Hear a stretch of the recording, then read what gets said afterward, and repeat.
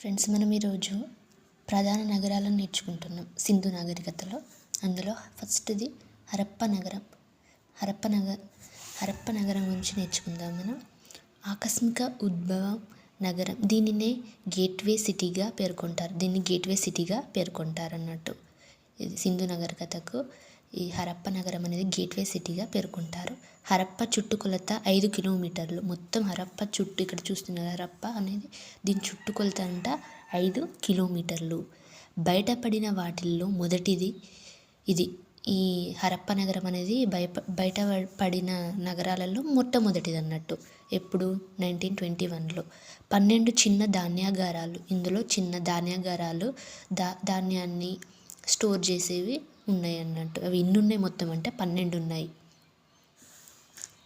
ఒక్కొక్క వరుసలో 6 చొప్పున రెండు వరుసలలో ఈ 12 ధాన్యాగారాలు అనేటివి ఉన్నాయి. ఒక్కొక్క వరుసలో 6 చొప్పున ఉన్నాయి.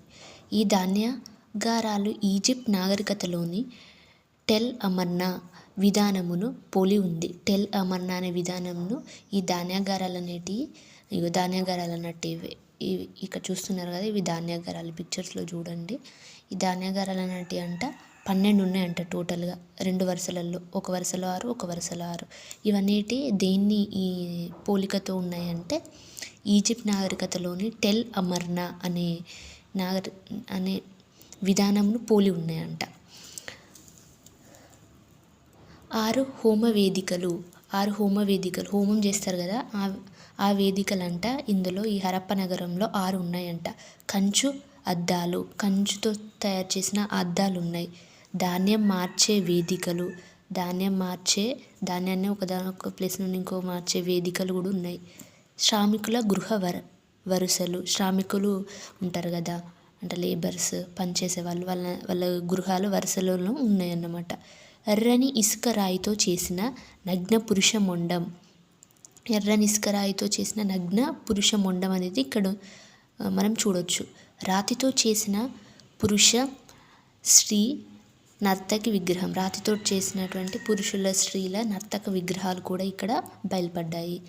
అమ్మ తల్లి ముద్రిక మరియు ఆ తల్లికి మేకను బలి ఇస్తున్న మేక ముద్రిక. అమ్మ తల్లి ముద్రిక ఉంది, మళ్ళీ ఆ తల్లికి మేకను బలి ఇస్తున్న మేక ముద్రిక కూడా ఇక్కడ మనం చూడొచ్చు. ఇక్క అనే రాగి కత్తి, రాగితో తయారు చేసిన ఒక కత్తి. ఇక్క అనే రాగి కత్తి కూడా చూడవచ్చు మనం. శవపేటికతో ఖననం చేసినట్లు ఆధారం గల ఒకే ఒక ప్రదేశం. శవపేటికతో ఖననం చేసినట్లు ఆధారం గల ఒకే ఒక ప్రదేశం అంట ఇది. ఇంకా చూద్దాం మనం నెక్స్ట్ పేజీలో ఏముందో. ఫ్రెండ్స్, నా వీడియో మీరు ఫస్ట్ టైం చూస్తున్నట్లయితే please do like and share my videos and subscribe to my channel. నీటి రిజర్వాయర్. ఇందులో హరప్ప నగరంలో మనం నీటి రిజర్వాయర్ని కూడా చూస్తామన్నట్టు. హెచ్ ఆకారపు శ్మశానం కూడా ఇక్కడ ఉంటుందన్నమాట. నీటి రిజర్వాయర్ ఉంది, హెచ్ ఆకారపు శ్మశానం ఉంది. మళ్ళీ మనం ఇందులో హరప్ప నాగరికతలో ఇంకేమేమి చదువుకున్నాం ఇప్పుడు. ఇంతకుముందు 12 ధాన్యాగారాలు ఉన్నాయి, 2 వరుసలలో ఉన్నాయి.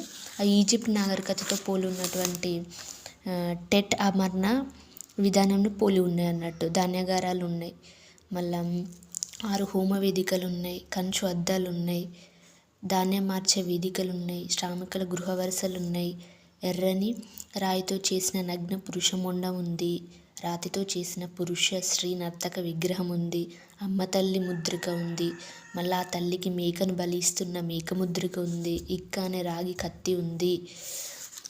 శివపేటికతో ఖననం చేసినట్లు ఆధారం గల ఒకే ఒక ప్రదేశం ఇది. అనేది ఆకస్మిక ఉద్భవ నగరం అని అంటారు దీన్నే గేట్వే సిటీగా అంటారు. ఓకే, గుర్తుపెట్టుకోండి ఫ్రెండ్స్, ఇక్కడ నుంచి క్వశ్చన్స్ అడిగే ఛాన్సెస్ ఉన్నాయి చాలా. హరప్ప చుట్టుకొలత మొత్తం ఎంత అని అడగొచ్చు. 5 కిలోమీటర్లు ఉంటుంది. బయటపడిన వాటిల్లో మొదటిది అన్నట్టు ఇది హరప్ప నగరం అనేది 1921లో. ఓకేనా. నెక్స్ట్ మనము మొహెంజోదారోకి వెళ్దాం. ఇందులో ఇది ఒక నగరం, మొహెంజోదారో. సింధీ భాషలో మొహెంజోదారో అనగా మృతుల దిబ్బ అని అర్థం. మనకు సింధీ భాషలో అంట మొహంజోదరో అంటే ఏంటిది అర్థం అంటే మృతుల దిబ్బ. మృతుల దిబ్బ అని ఇక్కడ మనం చూడొచ్చు. మృతుల దిబ్బ అని అర్థం అంట. అంటే దీనిని నేడు పాకిస్తాన్లో నిక్లిస్తాన్ సింధు ఒయాసిస్ అనే పేరుతో వ్యవహరిస్తున్నారు. ప్రస్తుతం అంట పాకిస్తాన్లో అంట ఏమని పిలుస్తున్నారు, దీన్ని నేడు పాకిస్తాన్లో నిక్లిస్తాన్ అంటే సింధు ఒయాసిస్ అనే పేరుతో వ్యవహరిస్తున్నారు. సింధు నగరాల్లో అతిపెద్దది ఇది. సింధు నగరాల్లో మొత్తం సింధు నగరాల్లో అతిపెద్దది ఏదంటే మొహంజోదరో. ఈ నగరానికి గల ఇతర పేర్లు, దీనికి ఇతర పేర్లు ఏమేమి ఉన్నాయి, సింధు నాగరికత ఉద్యానవనము, garden of Indus valley civilization. దీన్ని garden of Indus valley civilization అంటారంట. సింధు నాగరికత ఉద్యానవనం అన్నట్టు ఈ మొహంజోదరో అనేది.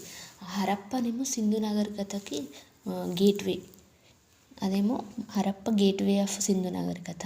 ఇదేమో garden of Indus valley civilization అంటే సింధు నాగరికతకు ఒక ఉద్యానవనం లాంటిది అన్నట్టు. దీన్ని మోడల్ సిటీ అని కూడా అన్నారు అప్పుడే. అంటే ఆ నాగరికతలోనే అంత బాగా సిటీ అనేది తయారు చేశారు ఈ మొహంజోదరోలో. మోడల్ సిటీ అని కూడా అంటారు. అత్యధిక బావులు గల నగరం. ఈ అత్యధిక బావులు ఈ సింధు నాగరికత నగరాలలో అత్యధిక బావులు దేనిలో ఉన్నాయంటే మొహంజోదరోలో ఉన్నాయి అన్నట్టు. మనకు ఇక్కడ ఇప్పటివరకు చదువుకున్నది ఏంటి, సింధు నగరాలలో అతిపెద్దది మొహంజోదరో. మళ్ళీ సింధు భాషలో మొహంజోదరో అనగా మృతుల దిబ్బ అని అర్థం. ఓకేనా, మృతుల దిబ్బ అని అర్థం. మళ్ళీ ఇది garden of Indus valley civilization, model city, అత్యధిక బావులు గల నగరం. 7 పొరలు త్రవ్వకాలలో బయటపడ్డాయి. ఇందులో 7 పొరలు బయటపడ్డాయి అన్నట్టు త్రవ్వకాలలో మనకు ఈ మొహంజోదరోలో. మళ్ళీ వచ్చేసి మనం చూసినట్టయితే 7వ పొర మీద బౌద్ధ స్తూపం ఉంది.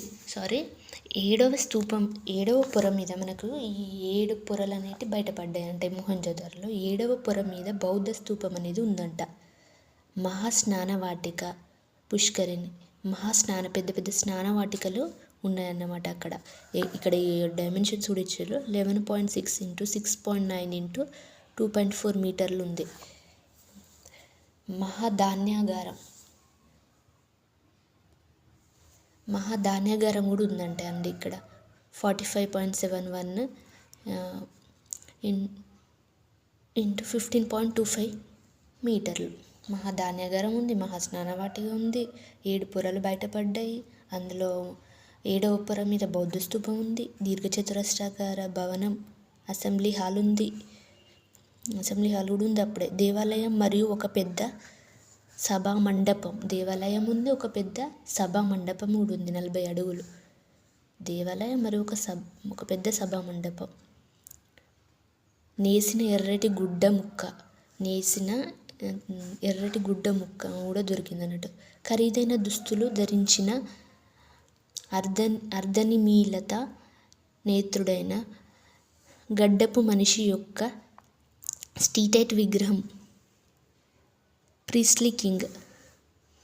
ఇక్కడ ఖరీదైన దుస్తులు ధరించిన ఒక అర్ధనిమీలిత నేత్రుడైన గడ్డపు మనిషి యొక్క స్టీటైట్ విగ్రహం అంటే ప్రీస్లీ కింగ్,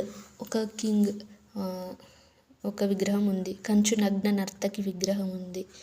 పశుపతి చుట్టూ ఎద్దు, ఏనుగు, ఖడ్గమృగం మరియు పులి పరివేష్టితమైన ముద్రిక, ఇవన్నీ ఉన్నాయి అక్కడ. పశుపతి చుట్టూ ఒక పశుపతి చుట్టూ అంట ఎద్దు ఉన్నట, ఏనుగు ఉందంట. ఎద్దు, ఏనుగు, ఖడ్గమృగం మరియు పులి, ఇవన్నీ వీళ్ళకి తెలిసినవన్నమాట. మనకు క్వశ్చన్ కూడా ఇట్లా అడగవచ్చు, సింధు నాగరికత ప్రజలకు తెలియని జంతువు ఏంటి అని అడగచ్చు. మనం ఇక్కడ ఇవి చాలా గుర్తుపెట్టుకోవాలి. ఎద్దు, ఏనుగు, ఖడ్గమృగం, పులి, ఇవన్నీ వారికి తెలిసినవి. ఏకశృంగం కలిగిన మోపురం గల ఎద్దు. అనేది ఉందంట. పత్తి పంటకు సంబంధించిన ఆధారాలు. పత్తి పంటకు సంబంధించిన ఆధారాలు కూడా అంటే సింధు ప్రజలకు తెలిసిన పంట పత్తి పంట అనేది వీళ్ళకి తెలుసు అన్నమాట. Okay, next Dholavira. భారత్లో అతిపెద్ద రెండవ సింధు నాగరికత ప్రాంతం మరియు ఆధునిక సింధు నాగరికత ప్రాంతం. భారత్లో మొదటిదేమో మొహెంజోదారో, ఇక్కడ రెండవది వచ్చేసి భారత్లో అతిపెద్ద రెండవ సింధు నాగరికత ప్రాంతం మరియు ఆధునిక సింధు నాగరికత ప్రాంతం ధోల్వీరా. రాజు పట్టాభిషేక మహోత్సవం మైదానం ఉంది అక్కడ, ఇక్కడ చూడవచ్చు మీరు. రాజు ఆభరణాలకు సంబంధించిన ఆధారాలు ఉన్నాయి. రాజు పట్టాభిషేక మహోత్సవం ఉంది, రాజు ఆభరణాలకు సంబంధించింది ఉంది. ఈ నగరం అష్టముఖ దుర్గాలతో ఉండి ఈ క్రింది 3 భాగాలుగా విభజించబడింది. అష్టముఖ దుర్గాలు అంటే 8 కదండి. ఈ నగరం అంటే అష్టముఖ దుర్గాలతో ఉండి క్రింది 3 భాగాలుగా విభజించబడింది. ఆ 3 భాగాలు ఏంటిదంటే చూద్దాం. కోట, మిడిల్ టౌన్, లోవర్ టౌన్. కోట ఫస్ట్ వచ్చేసి కోట, మిడిల్ టౌన్, తర్వాత లోవర్ టౌన్ అంట. అంటే ఈ నగరం అంటే అష్టముఖ దుర్గాలతోటి ఉంది. అష్టముఖ దుర్గాలని 3 భాగాలుగా విభజించిళ్ళు. కోట, మిడిల్ టౌన్, లోవర్ టౌన్. ఈ 3 భాగాలు ఆ ప్రజల ఆర్థిక వ్యత్యాసాలను సూచిస్తున్నాయి. ఓకే, ప్రజల యొక్క ఎకనామిక్ స్టేటస్ అనేది ఈ 3 భాగాల వల్ల మనం తెలుసుకోవచ్చు అన్నమాట. వాళ్ళ ఆర్థిక వ్యవస్థ, వాళ్ళ వ్యత్యాసాలు అంటే రిచ్ వాళ్ళు, పూర్ వాళ్ళు, మిడిల్ క్లాస్, ఈ వాళ్ళ వ్యత్యాసాలు అనేటివి ఈ 3 క్లాసిఫికేషన్ వల్ల మనకు తెలుస్తుంది. సింహద్వారం వద్ద 37x27 సెంటీమీటర్ల పెద్ద అక్షరాలు 9 బయలుపడ్డాయంట. మంచినీటి రిజర్వాయర్, చెక్ డ్యామ్లు, పింక్, తెలుపు రంగులలో ఉన్న గోడలు, షాపింగ్ కాంప్లెక్స్, స్టేడియం వంటి నిర్మాణం, ముంగిస రాతి విగ్రహం, ఇవన్నీ అక్కడ ఉన్నాయి. చాలా గ్రేట్ కదండి, అప్పుడే ఆ రోజుల్లోనే ఇవన్నీ ఉండడం అంటే. నెక్స్ట్ క్లాస్లో నేను ఇంకిన్ని ముఖ్య నగరాల గురించి ఇంకా చెప్తాను. థ్యాంక్ యూ అండి. Please do subscribe my channel అండి. నేను ఇలానే కంటిన్యూ చేస్తాను.